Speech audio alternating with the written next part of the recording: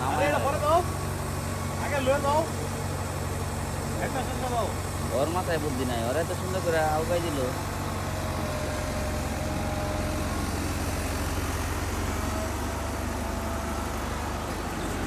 ও সেই শক্তি একেবারে।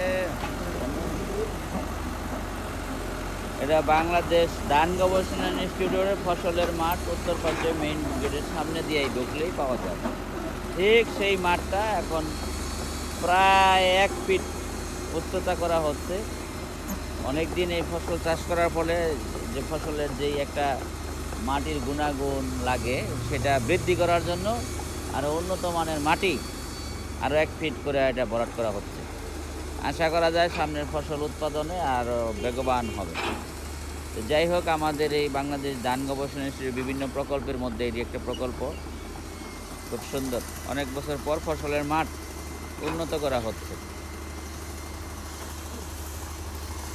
এই যে উত্তর পাশে একটা এক্সকাভেটরে মোটামুটি অনেকটা জায়গা ভরাট করার শেষ পর্যায়ে, আরও কিছু মাটি আসতেছে। এখানে মোট 4টা ভাগে প্লটগুলো ভাগ করা হয়েছে। হাইব্রিড সেকশন, জেনারেল ব্রিডিং, আরও 2টা প্রকল্প আছে, যে 2টা এখন আমার নাম জানা নাই, আমরা যাই না, আরও বিস্তারিত আপনাদেরকে জানাবো সামনে ইনশাল্লাহ।